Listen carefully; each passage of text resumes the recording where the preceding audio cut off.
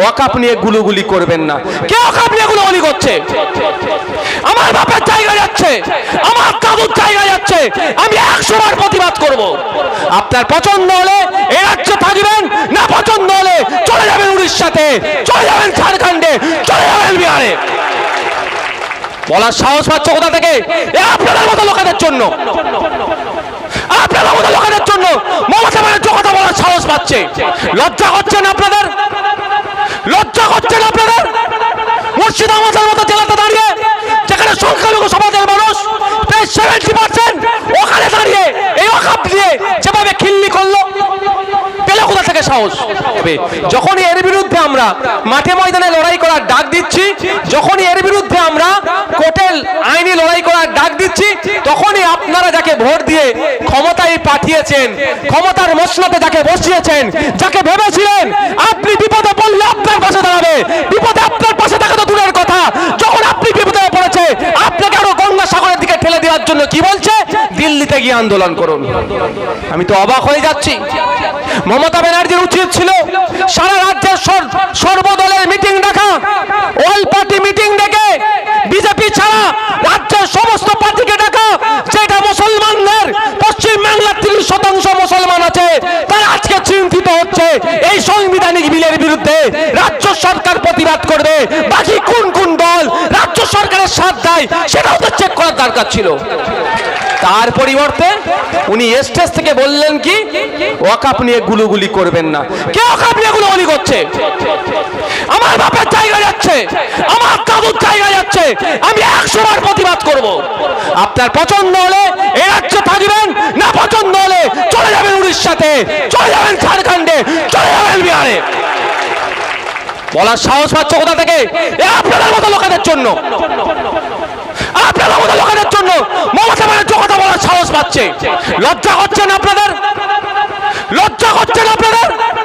মুর্শিদাবাদের মতো জেলাতে দাঁড়িয়ে, যেখানে সংখ্যালঘু সমাজের মানুষ প্রায় 70%, ওখানে দাঁড়িয়ে এই ওয়াকাফ দিয়ে যেভাবে খিল্লি করলো, পেলে কোথা থেকে সাহস? আপনারা দিচ্ছেন, জানে দুধেল গাই পকেটে ভরে রেখে দিয়েছি, ভোটের দিনে 500 টাকা দেবো, বিজেপির একটু ভয় দেখাবো, ভোট তো চলে আসবে। এই হচ্ছে আপনাদের দুরবস্থা। আমি তো ভেবেছিলাম মমতা ব্যানার্জি মহাশয়ের কাছে উনি অল পার্টি মিটিং ডাকবে, সবাইকে ডাকবে, উনি প্ল্যান করবেন, সবাই প্রতিবাদ করবে, কিন্তু উনি লিডার হয়ে থাকবেন। যদি মমতা ব্যানার্জির জায়গায় আমি থাকতাম না, জায়গায় আমি অল পার্টি মিটিং ডেকে দিতাম। এই সবাই বলো কি করব, সবাই বলবে এর প্রতিবাদ হোক, সবাই বলবে সুপ্রিম কোর্টে মামলা হোক। আমি মুখ্যমন্ত্রী থাকলে বোঝানোর জন্য বলছি, আমার মুখ্যমন্ত্রী হওয়ার ইচ্ছা নাই, আমার দলে কেউ থাকলে তাকে দিয়ে আমি মামলা করিয়ে দিতাম। তাহলে হিরো কি হতো? যে মামলা করছে সরকার। তার পরিবর্তে কি বলছে? দিল্লিতে গিয়ে ভোটের সময় যখন আসবে আপনারা দিল্লির রাস্তা দেখাবেন তো? এই কারা দেখাবেন? একটু হাত তুলে দেখান। এটা মাথায় রাখবেন, এখানে আপনার অস্তিত্ব নয়, এখানে Trinamool, BJP, CPM, Congress, ISF নয়, আপনার পূর্বপুরুষের রেখা যাওয়া কবরস্থানে অস্তিত্বের লড়াই।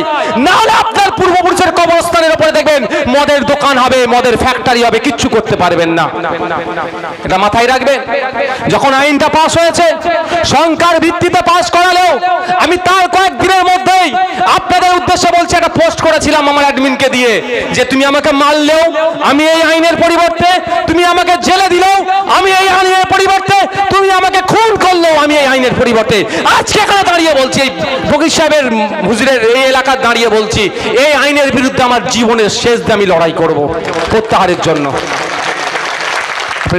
বুঝতে পারছেন, এটা শুধু মুসলিম হিন্দুর ব্যাপার নয়, সংবিধানকে রক্ষার লড়াই।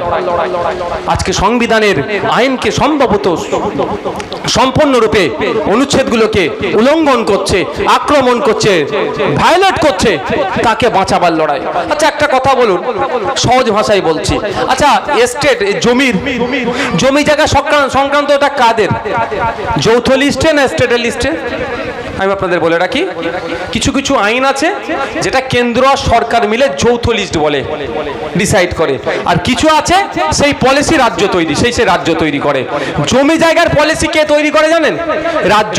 এখন কেন্দ্র সরকার সব ক্ষমতাটা রাজ্য থেকে কেড়ে নিয়ে কেন্দ্র নিজের হাতে রাখার চেষ্টা করছে। তাহলে এর বিরুদ্ধে তো আগে প্রতিবাদ করা দরকার।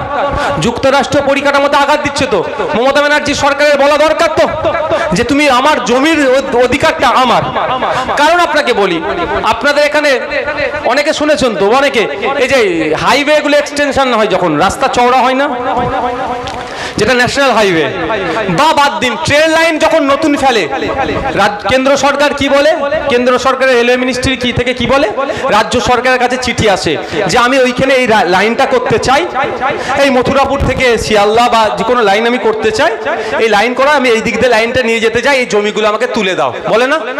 ক্ষতিপূরণ রেল দিয়ে দেয়। তোলার দায়িত্ব কার থাকে? রাজ্যের থাকে। কেন? রাজ্যের হাতে জমির ক্ষমতাটা আছে। তাহলে ওয়াকাফের সম্পত্তিটা ম্যাক্সিমাম জমিতে, তো তাহলে ক্ষমতাটা কেড়ে নিতে চাইছে, তাহলে এটাকে সামনে রেখে সুপ্রিম কোর্টে মামলা করতে পারে। তা না করে কি করছে? বিধানসভাতে বিল পাস করাতে পারে। তা না করে কি করছে? বলছে কোথায়? সব দিল্লি গিয়ে। তা আপনাদের মধ্যে যদি মাথায় যদি থাকে, তাহলে দিল্লির রাস্তাও কিন্তু আপনাদেরকে দেখাতে হবে।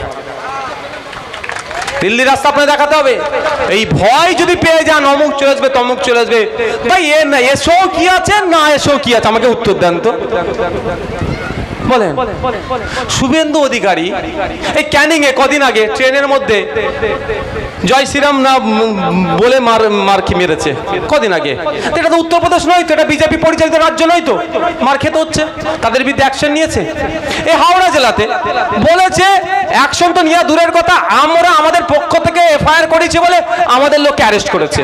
অ্যারেস্ট করা ছিল ওদের লোকগুলোকে যারা ওই অন্যায় করেছে, যে আইনের পথে গেল তাকে উল্টে অ্যারেস্ট করেছে। মানে বুঝতে পারছেন?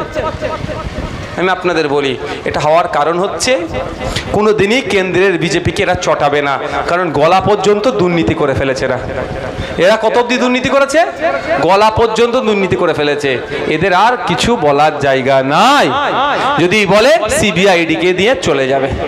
আপনারা বলুন, পশ্চিমবাংলা তো বিজেপি বিরোধী সরকার চলছে, বলছে যেটা মুখে, কিন্তু ঘোড়ার ডিম, এটা বিজেপি সরকারি বকলমে চলছে।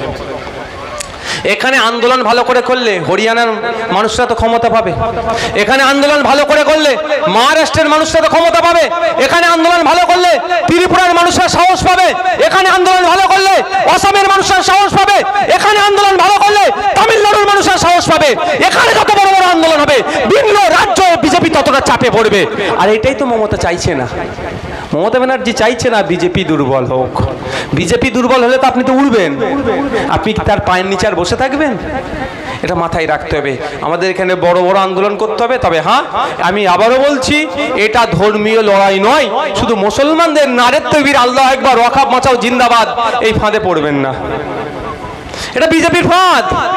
আমরা কেউ ইচ্ছাকৃতভাবে কেউ না বুঝেই ফাঁদে পড়ে যাচ্ছি। বিজেপি চাইছে ওয়াকাফ বাঁচানোর জন্য তকবীর দিয়ে আন্দোলন হোক। যখনই আপনি তকবীর দেবেন, আপনি আপনার পাশে হিন্দু ভাইকে পাবেন, এ ভাই বলুন, আদিবাসী ভাইকে পাবেন, দলিত ভাইকে পাবেন, বলুন ওরা ধর্মীয় ব্যাপার, ওরা বুঝে নিক। এটা তো বিজেপি চাইছে, সেই ফাঁদে আপনি পা দেবেন কেন? সংবিধান রক্ষা করতে এসেছি আমরা। সংবিধান রক্ষার জন্য কি হবে? হিন্দুস্তান জিন্দাবাদ, সংবিধান জিন্দাবাদের নারা দিয়ে তকবীর কার হবে? ভারতের দেশের তকবীর হবে। দেশের সংবিধানের নামে জয়ধ্বনি দিয়ে বিজেপিকে কাঁপিয়ে দিতে হবে, বিজেপির কল্যাই ভয় পাইয়ে দিতে হবে। কল্যাই ভয় ঢুকিয়ে কৃষকরা যেমন লাগাতার আন্দোলন শান্তিপূর্ণ করেছে, আপনাকে আমাকে শান্তিপূর্ণ আন্দোলন করে বিজেপিকে প্রত্যাহার, আইনকে প্রত্যাহার করতে বাধ্য করতে হবে। পারবেন তো ভাই? সাথ দেবেন? আপনাদের জানিয়ে রাখি, আপনাদের মমতাময়ী সরকারের কাছে আমাদের কেউ একজন একটা ডিমান্ড, কিছুই ডিমান্ড নয়, ক্যালকাটা পুলিশকে চিঠি করেছিল, কলকাতা ধর্মতলা আশপাশে একটা অবস্থান বিক্ষোভ করব শান্তিপূর্ণ ওয়াকাফের বিরুদ্ধে। কলকাতা পুলিশ কিন্তু দেয়নি। বুঝতে পারছেন? আপনি ওয়াকাফের বিরুদ্ধে আন্দোলন করবেন তো অবস্থান বিক্ষোভ করবেন, তাও কলকাতা পুলিশ দেয়নি। মানে বুঝতে পারছেন মমতা ব্যানার্জি আপনার কতটা চাইছে। আপনাকে বলছে আমি আছি, সব চিন্তা নেই, ভালো কথা। একটা গভর্নমেন্ট অর্ডার, কোনো জিও বলে গভর্নমেন্ট অর্ডার বা নোটিফিকেশন কিছু দিয়েছে? হ্যাঁ দিয়েছে ভাই। তাহলে কি প্রমাণ আছে? আর বিধানসভা থেকে যদি আবার বিল পাস করিয়ে নেয়, ওই রেকর্ডটা পরে যেই সরকারি আসুক না কেন অনেক কাজে লাগবে, অনেক কাজে লাগবে। তা আপনাদের বলবো, কেন এরা ওয়াকাফ নিয়ে সিরিয়াস নাই বলেন তো? কারণ আছে, এরাই তো ওয়াকাফ সম্পত্তি খেয়ে বসে আছে। বুঝতে পারছেন? এদের খেয়ে বসে আছে। বিধানসভায় মন্ত্রী, আমি বিধানসভার মধ্যে বলেছি, শুধু এখানে বলছি না, এই যে রেকর্ড হচ্ছে, এই রেকর্ড একটা মমতা ব্যানার্জিদের কাছে যাবে, একটা মোদির কাছে যাবে। কার মোবাইল থেকে যাবে বলতে পারবো না, যাবে আমি জানি। তাই ভুল বললে আমাকে ছেড়ে দেবে এরা মনে করছে? সামান্য একটা পুলিশকে দালাল বলেছিলাম বলে আমার নামে মিথ্যা মামলা দিল। আর শুভেন্দু অধিকারী পুলিশকে গালাগালি দিয়ে দিচ্ছে। শুভেন্দু অধিকারীতে যে টিম যাচ্ছিল সেখান থেকে পুলিশকে খালিস্তানি বলে স্লোগান দিয়ে দিচ্ছে। ভয়ঙ্কর ব্যাপার। আমাদের শিখ পাঞ্জাবি পুলিশের নামে খালিস্তানি বলে দেখে দিচ্ছে, তার বিরুদ্ধে অ্যাকশন নাই। একটা দালাল পুলিশকে আমি দালাল বলেছি বলে আমাকে নোটিশ পাঠিয়েছে, আমার নামে মামলা করে দিয়েছে। তাহলে আমাকে ছেড়ে দেবে? এরা কবরস্থানের উপরে ছাড়েনি। কবরস্থানের জায়গাতে, টিপু সুলতানদের কবরস্থানের জায়গাতে এরা প্রমোটিং করেছে। কলকাতায় দামি দামি জায়গা তৃণমূলের কাউন্সিলর থেকে শুরু করে এমএলএ মন্ত্রী এমপিরা দখল করে রেখে দিয়েছে। সে কি ছাড়বো নাকি? আইনটা প্রত্যাহার করাই না, তারপরে আইনের মাধ্যমে গলায় আঙুল ঢুকিয়ে ওই জায়গাগুলো বার করব। আইনের মাধ্যমে। ওই জন্যই তো ভয় পাচ্ছে, ওই জন্য যা দিল্লিতে চান। দিল্লিতেও করবো আন্দোলন, ঢোলাতেও করব, দেগঙ্গাতেও করব, সাগরেও করব, কুলপিতেও করব, ওন্দাতেও করব, বাঁকুড়াতেও করব, বিষ্ণুপুরেও করব, প্রয়োজনে কলকাতায় কালীঘাটে করব, পশ্চিমবাংলার অলিতে গলিতে আন্দোলন করব। কারো পায়ে তো রুখে রাখা। আর আপনারা দেখে রাখুন কারা আন্দোলনটা রুখার চেষ্টা করছে। আর যদি মনে করেন এখন হচ্ছে আর ভোটের সময় নাকে কান্না কাঁদবো, যাকে ইচ্ছা ভোট দেবেন। শুধু অনুরোধ এটাই, যে আপনার বিপদে আপনার পাশে দাঁড়ায়নি, ভোটের সময় যেন তার কাছে তার বোতামে আপনারা হাত দেবেন না। এটা আমার অনুরোধ, আর কিছুই নয়। আমাকে ভোট দিতে হবে, আইএসএফ কে ভোট দিতে হবে, এই জোর জবরদস্তি নয়। কিন্তু যে আপনার বিপদে আপনার পাশে দাঁড়ালো না 2026 সালে, সেই বোতামে যদি হাত দেন, আপনার থেকে খারাপ মানুষ মনে আর পৃথিবীতে কেউ থাকবে না। হবে তো ভাই? সেই বোতামটা আপনাদের জন্য বর্জন করতে হবে। আমি বলছি একবার সারা রাজ্যে বর্জন করে দেখুন, তাহলে আর ওই রকম ভাবে বলতো না ওয়াকাফ নিয়ে গুলোগুলি। এটা বলতে পারতেন তিনি আমাদের অভিভাবিকা, তিনি আমাদের রাজ্যের মুখ্যমন্ত্রী। দেখো, ওয়াকাফ নিয়ে আন্দোলন করলে জানো না কোনো জায়গায় হিংসা হয়, হিংসা হলে কিন্তু আমি ছেড়ে কথা বলবো না। একজন অভিভাবিকার এটা বলা দরকার। আমিও তো আমাদের ছেলেদের বলি যে মিটিং মিছিল করছো, উল্টো পাল্টা না স্লোগান হয়, যদি উল্টো পাল্টা স্লোগান দিয়েছো তোমাদের কিন্তু আমি ছাড়বো না, বলি না? আমাদের জেলা প্রেসিডেন্ট তোমাদেরকে বলে দেয় না এই করতে হবে সেই করতে হবে, ভুল হলে কিন্তু ছাড়বো না। জেলার অভিভাবক হিসাবে তোমাদের নির্দেশনা দেয়। আর আমাদের রাজ্যের তিনি অভিভাবিকা, তিনি তো বলতে পারতেন, এটাও তো বলতে পারতেন যে আমি নেতৃত্ব দেবো, সারা রাজ্যের মানুষ চলো ওয়াকাফের বিরুদ্ধে আন্দোলন করব। তবে এটা হবে। দাঁড়ান, ক্যাকা ছিচির সময় মনে আছে তো? সবাইকে মামলা টামলা দিয়ে ঘরে ঢুকিয়ে দিল, উনি একটু হেঁটে নিয়ে ক্যাকাছিচি করেছিল। লোক দেখানো একটা করবে, যে কথা কালকে বলে ফেলেছে। আমার কাছে প্রচুর ফোন এসেছে যারা তৃণমূলের হেভিওয়েট নেতা, ইভেন এমএলএ পর্যন্ত। কালকে ফোন এসেছে আমার কাছে, বিশ্বাস করে নামগুলো বলতে পারবো না, কারণ বিশ্বাস আমি নষ্ট করতে পারবো না। ফেস টাইমে, হোয়াটসঅ্যাপ কলে ফোন এসেছে, নওশাদ ভাই আমরা জানতাম একটা লটর পটর আছে, মানে বিজেপির সাথে মিলেমিশে চলে, তবে এত নোংরা ভাবে বিজেপির সাথে তৃণমূল মিশে আমরা তৃণমূল করে জানতে পারলাম না। বুঝতে পারছেন? ঘুম ভাঙছে তৃণমূলের নেতা, তারা ঘুম ভাঙছে। তো কালকে যে কথা বলেছে সত্যি আমি ব্যথিত। বিশ্বাস করুন, আমি রাজনৈতিকভাবে মমতা ব্যানার্জির চরম বিরোধী, আপনারা জানেন। কিন্তু মমতা ব্যানার্জির যে মুসলিম সম্প্রদায় সম্পর্কে কি ধারণা, আমি একবারও এত খারাপ ধারণা আমি কিন্তু কোনোদিন ভাবিনি।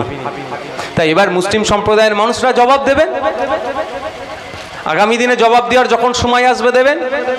আপনি যাকে ভিভিআইপি বানিয়েছেন, যার মুখের দিকে তাকিয়ে আছেন উনি আমার জন্য কিছু করবে, সেই আপনাকে ডুবাচ্ছে।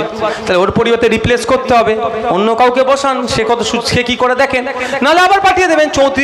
34 বছর বসে রেখেছিলেন, তার আগে 25 বছর রেখেছিলেন, এবার অন্য কাউকে একজনকে সুযোগ দেন, সে আপনার কি করছে দেখুন, তে করে দেবেন। আর সত্যি বলছি, পশ্চিমবাংলার মুসলিম সম্প্রদায়রা চাইলেই মুখ্যমন্ত্রী থেকে সরিয়ে দিতে পারে যে কাউকে। বুঝতে পারছেন? এত পাওয়ার মুসলিম সম্প্রদায়ের আছে পশ্চিমবাংলার মুসলিম সম্প্রদায়ের এত পাওয়ার আছে, তারা চাইলেই মুখ্যমন্ত্রীর গদি থেকে যে কাউকে সরিয়ে দিতে পারে। এবার একবার চেষ্টা করে দেখুন, নিশ্চিতভাবে আমরা বিজেপির কোনোদিন সাপোর্ট করি না আর করবো না। আমি আপনাদের বলছি, তৃণমূলকে হারালে বিজেপি বাংলা থেকে গায়েব হয়ে যাবে। বিজেপি বলে কিছু আছে? এই রাতারাতি বিজেপির পতাকাগুলো কারা বানছে খোঁজ নিয়ে দেখুন তো, কারা? যারা জোড়া ফুলে ঘুরে তারাই বড় ফুলের পতাকা লাগিয়ে আপনাকে ভয় দেখানোর জন্য বানছে। ঠিক আছে, সব ভালো থাকবেন, সুস্থ থাকবেন। এই ওয়াকফ নিয়ে আন্দোলন চালিয়ে যেতে হবে। প্রয়োজনে আমাদেরকে দিল্লি যেতে হবে। যাবেন তো ভাই? প্রয়োজনে দিল্লি যাবো আন্দোলন। আমি তো বয়স্কদেরকে নাকি নামাজ পড়তে, ইয়ংদের নাকি নামাজ না পড়লেও চলবে, এমন একটা ভাব। কিন্তু কে কখন মরবে কোনো গ্যারান্টি নাই। যাকে একটা ধর্মীয় মঞ্চ নয়, ওই বিষয়ে আমি যাচ্ছি না। তো ইনি বললেন না আমি নামাজ পড়ি, এরকমভাবে অফিসার বললেন না তো কই কপালে তোমার দাগ নাই, তুমি ঠিকঠাক নামাজ পড়ছো না। প্র্যাকটিসিং ইসলামের মধ্যে 5 বছর থাকতে হবে, তাহলে আপনি অফ করতে পারবেন। বলে তুমি 5 বছর আগে ভালো করে নামাজ পড়ে আসো, তাহলে তুমি অফ করতে পারবে। মানে অফ করার নতুন করে জায়গাটা কেন্দ্র সরকার বন্ধ করে দিচ্ছে। হয়তো নামাজ পড়ে হোক বা কপাল ছিঁড়ে ছাড়ে নিয়ে গেছে দাগ পাক করে, এই দেখুন আমি নামাজ পড়েছি দাগ, এই তো আমার হাফেজ সাহেব বসে আছে। হাফেজ সাহেব এখন কপাল ফপাল ছিঁড়ে ছাড়ে নিয়ে গেছে, নিয়ে গিয়ে বলবে কি এই দেখেন আমি নামাজ পড়ি ঠিকঠাক। বলে এইবারে কটা রমজান হয়েছে? 29টা। না তুমি কটা রোজা রেখেছো ঠিক করে বলো। বলে না আমি 29টা রেখেছি, একটা রোজা কামাই করিনি। না তুমি মনে হচ্ছে 27টা রেখেছো। বুঝতে পারছেন? এবারে ও 27টা রেখেছেন হাফেজ সাহেব, না 29টাই কমপ্লিট, 1 মাস কমপ্লিট করেছে। ওনার পেছনে কি অফিসার দিয়ে রেখেছে নাকি? মানে এই ধরনের অবান্তর সংশোধনী নিয়ে এসেছে, যাতে আগামী দিনে চাই ওয়াকফে লিল্লাহ হোক আর ওয়াকফে আওলাদ হোক, কিছু না করতে পারে। মোদি ভালো চাইছে আপনার, কিন্তু আপনি আপনার সম্পত্তি আল্লাহর রাস্তায় দিতে পারেন বা ছেলেদের নামে অফ করে যেতে পারেন, সেই রাস্তাটা মোদি বন্ধ করে দিচ্ছে। আমরা এর বিরোধিতা করছি। আর একটা কি, বিগত দিনে ভিন্ন সম্প্রদায়ের মানুষ অফ করতে পারতো, এখন সেই রাস্তাটা বন্ধ করে দিচ্ছে। এবারে এই ধরনের অনেক ঘটনা আছে। মুসলিমদের কবরস্থানের জায়গা কম, হিন্দু ভাই অফ করে দিয়েছে, জায়গায় ঘটনা নাই। হিন্দু ভাইদের শ্মশানের পোড়াবার জায়গা, শ্মশানের জায়গা সংকুলন হচ্ছে না, মুসলমানরা জায়গা দিয়েছে। এটাই তো আমাদের ভাইচারা। আপনি চলে যান না, গুগলে সার্চ করবেন, বিহারে 2.5 কোটি টাকা খরচ করে মহাবীরের মন্দির করে দিচ্ছে একজন মুসলিম সম্প্রদায়ের মানুষ। আপনি গুগলে সার্চ করুন, আমাদের রাজ্যের বর্ধমান, মুর্শিদাবাদ দেখুন কতজন শ্মশানের জন্য মুসলমানরা জায়গা দিয়েছে, আবার কবরস্থানের জন্য আমার হিন্দু বাপ ভাইরা জায়গা দিয়েছে। এটা আদান প্রদান আমাদের আছে। কিন্তু মোদিজি কি করছে, নতুন আইন নিয়ে এসে যে হিন্দু মুসলমান না কেউ কাউকে জায়গা দিয়াদি করতে পারে। প্রথম বন্ধ করছে, আগে অমুসলিমরা না জায়গা দিতে পারে অফকেন, তারপরে এটা করবে। এর আমরা বিরোধিতা করছি। আমরা বিরোধিতা কেন করছি আপনাদের একটু জানতে হবে। একটা সম্পত্তি নিয়ে মত পার্থক্য হচ্ছে, লড়াই হচ্ছে। সরকার বলছে আমার, ওয়াকফ বোর্ড বলছে আমার, অর্থাৎ যে এটা নিয়ে লড়াই চলছে। এতদিন এটা সমাধান কিভাবে হতো? ট্রাইব্যুনালে গিয়ে বা ওয়াকফ ট্রাইব্যুনালে গিয়ে মামলা করে সমাধান হতো। ওয়াকফ ট্রাইব্যুনালের মামলার অর্ডার কপি সরকারের না পছন্দ হলে বা ওয়াকফ বোর্ডের না পছন্দ হলে কোথায় যেত? আর্টিকেল 226 কে সামনে রেখে হাইকোর্টে যেত। হাইকোর্টের অর্ডার যদি না পছন্দ হয়, সিঙ্গেল ডিভিশন হওয়ার পরে সুপ্রিম কোর্টে গিয়ে মামলা হতো। এই ধরনের অনেক মামলা আছে। কিন্তু মোদিজির আমলে মোদিজি এখন ওই সব প্রসেসটাকে তুলে দিয়ে সরকারি সম্পত্তি না ওয়াকফ বোর্ডের সম্পত্তি, এটা ডিসাইডের ক্ষমতা কার হাতে দিচ্ছে? ডিস্ট্রিক্ট কালেক্টরের হাতে দিয়ে দিচ্ছে। আমরা দেখে ডিস্ট্রিক্ট ম্যাজিস্ট্রেট, ডিএম বলি যাকে আমরা, ডিএম এর হাতে দিয়ে দিচ্ছে। এবার বলুন, যখন বিচার বিভাগের মাধ্যম দিয়ে হচ্ছিল, ওটা একটা মাইন্ড কি ছিল? সাবজুডিস ম্যাটার, মানে জুডিশিয়াল মাইন্ডে আমি পাবো আচ্ছা ছিল। আর এখন টোটালটাই অ্যাডমিনিস্ট্রেটিভ। বলুন একটা ডিএম সরকারের কি আপনার কি বলে এর কি বলে ওয়াকফের জায়গা যদি ওয়াকফের হয় ঘোষণা সহজে করতে পারবে? আমি ডিএম প্রচুর পাওয়ারফুল হয়, আমি মেনে নিচ্ছি, সবাই আমরা সম্মান করি, কিন্তু দুর্ভাগ্য আমাদের, আমরাও তো ডিএম এর আচরণ দেখছি। এই দক্ষিণ 24 পরগনার কথা বলছি। এখানে যারা বসে আছেন এমনও আছে মায়েরা ভাই বাপেরা যে আবাস যোজনা পাওয়ার দরকার। আমরা ডিএম কে যদি চিঠি করে লিখি যে এটা গরিব মানুষ প্রকৃত পাওয়ার দরকার, ওই বড় লোকটা পেয়ে গিয়েছে, ওই বড় লোকের নামটা কেটে গরিবের নামটা ঢুকিয়ে দেবেন, এটা তো ডিএম করবে? এটা তো ছোট্ট কাজ। কেন নেতারা যা লিস্ট পাঠিয়েছে স্বাভাবিকভাবে ডিএম অপমান করছি না, যেটা হচ্ছে সেটা বলছি, সেটাই চালিয়ে দেয়। যখন নেতা বলে দেবে যে ওটা সরকারের জায়গা, গেল তো। শুধু তাই নয়, আমি মাদারপাড়ার ফকির সাহেবের কি আছে ওটা, না আমি বলছি যেটা আছে, আপনাদের ওয়াকফ সম্পত্তি আছে, এই তো ওনার বংশধরেরা ওয়াকফ সম্পত্তি আছে, ঠিক আছে, এর বংশ পরম্পরায় পেয়েছে। তো এখন কাজ গিয়ে এদের নতুন যে আইনটা করছে এটা শুনে রাখুন, কাজ আমাদের গিয়ে কি করলো, ও ক্লেম করছে, বলছে না এখানে আমাদেরও জায়গা আছে। ইনি বলছে আমার জায়গা, কাজ বলছে আমার জায়গা। এটা এতদিন কোথায় সমাধান হতো? ট্রাইব্যুনালে। ট্রাইব্যুনাল থেকে কোথায় যাবে? হাইকোর্ট, সুপ্রিম কোর্টে গিয়ে সমাধান হতো। এখন ওই সব দেওয়ার দরকার নেই। কি হবে? ডিসপুটেড ল্যান্ড, যাও এখন তুমি এর কাছে চলে যাও, আধিকারিকের কাছে যাও, আধিকারিক তোমার সমাধান করে দেবে। ভালো কথা, সমাধান করবে, কিন্তু কতদিনে সমাধান করবে বলছে না। 2 মাস, 4 মাস, 6 মাস, 20 বছর, 40 বছর, এই টাইম পিরিয়ডটা দিচ্ছে না। ফলে এই মসজিদে নামাজ পড়ছেন লোকের অভাব আছে। আমি অন্য সম্প্রদায়ের বলবো না, এই মুসলিম সম্প্রদায়েরই বলবো। মসজিদের টাকা ঝেড়ে দিয়েছে এরকম লোক নেই? মাজারের কবরস্থানের জায়গা বিক্রি করে খেয়ে নিয়েছে লোক নেই? মসজিদের জায়গা বিক্রি করেছে খেয়ে নিয়েছে লোক নেই? সেই রকম লোককে ভিতর থেকে কেউ টাকা দিয়ে বলবে যে বল মসজিদটা আমার, যখন বলবে ক্যাচার লেগে যাবে, মসজিদে তালা মারো, সমাধানের পরে মসজিদ হবে।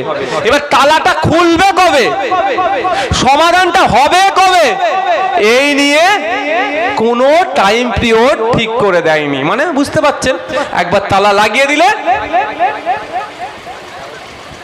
এই জন্যই তো আমরা বিরোধিতা করছি।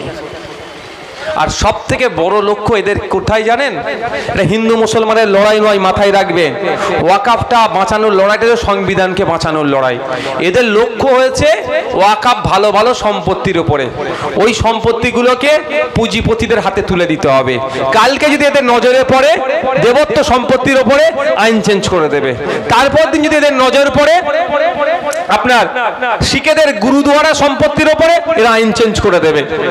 আপনার পার্সি ভাইদের সম্পত্তির উপরে নজর পড়লে এরা আইন চেঞ্জ করে দেবে। এটা মাথায় রাখুন, এটা হিন্দু মুসলমানের লড়াই নয়, সংবিধান বাঁচানোর লড়াই। শেষ কথা বলবো, যেটা ওয়াক বাই ইউজার, যেটা ভয়ঙ্কর ভাবে কেন্দ্র সরকার আপনার বাপ-দাদুদের রেখে যাওয়া সম্পত্তিটাকে লুট করার যে চেষ্টা করছে, সেটা ওয়াক বাই ইউজার, অর্থাৎ যদি সহজে বলি মৌখিক দান। কেমন মৌখিক দান? ফকির সাহেব হুজুর একটা কবরস্থানের জায়গা দিয়ে গেছে, আপনাদের গ্রামের মানুষকে দিয়েছে, যে বাবু তোরা এখানে কবর দে। এরকম আছে তো ঘটনা? হ্যাঁ আছে, মুখে বলে দিয়েছে। আপনার দাদু ফকির সাহেব হুজুরের কথা শুনে কবর দিয়েছে তার আব্বাকে, আপনার আব্বা আপনার দাদুর কবর দিয়েছে। এরকম করে করে হয়ে আসছে। তো ওটা কি কাগজ আছে ভাই? 200 বছর, 100 বছর, 50 বছর আগে দাদুরা বলে দিয়েছে আমার ওটা জায়গা, তুই এটা কবর দে, আমি আর কিছু বলবো না, হয়ে আসছে। মোদিজিদের ওইখানে নজর পড়েছে। ওই কাগজ, ওইটা যখন ওয়াক বাই ইউজার মৌখিক দান, মোদিজির ওইটা নজর পড়েছে। ওইটার না কাগজ দেখাতে পারলে কি করবে? নিয়ে নেবে। এবার ওইটা কি অবৈধ পন্থায় হয়েছে না বৈধ পন্থা, আমাদের আগে একটু জেনে নেওয়া দরকার। এই যে ফকির সাহেব হুজুর যে মুখে বলেছে বাবু তোরা ওইখানে কবর দে, তোরা বংশ পরম্পরায় কবর দিবি, এটা বৈধ না অবৈধ তিনি বলেছিলেন কথাটা আগে জানতে হবে। তো যদি ফকির সাহেব হুজুর বলে যে আমি ওনার বলাটা যদি ভুল ছিল, তাহলে আমি বলবো ঠিক আছে এখন শুধরে নাও, কিন্তু বলাটা ভুল নেই। তো কারণ বলছি আমি, ইন্ডিয়ান এভিডেন্স অ্যাক্ট 1872 1872 সালে দেশের আইন হচ্ছে ইন্ডিয়ান এভিডেন্স অ্যাক্ট অনুযায়ী এই মৌখিক দানটা বৈধ। ইন্ডিয়ান কন্ট্যাক্ট অ্যাক্ট 1872 সালে তৈরি হয়েছে। ইন্ডিয়ান কন্ট্যাক্ট অ্যাক্ট অনুযায়ী ফকির সাহেব হুজুর, দাদা হুজুর পীর কামাতুল্লাহ যে সমস্ত মৌখিক দানগুলো করেছে এগুলো বৈধ। আচ্ছা, ট্রান্সফার অফ প্রপার্টি অ্যাক্ট 1882 সালে তৈরি হয়েছে। এই আইন অনুযায়ী আরো আইন আছে, এইগুলো বৈধ। বৈধটাকে আইন পরিবর্তন করে অবৈধ ঘোষণা করে ওই জায়গাগুলো নেওয়ার অপচেষ্টা, এর বিরুদ্ধে আমাদের লড়াই করতে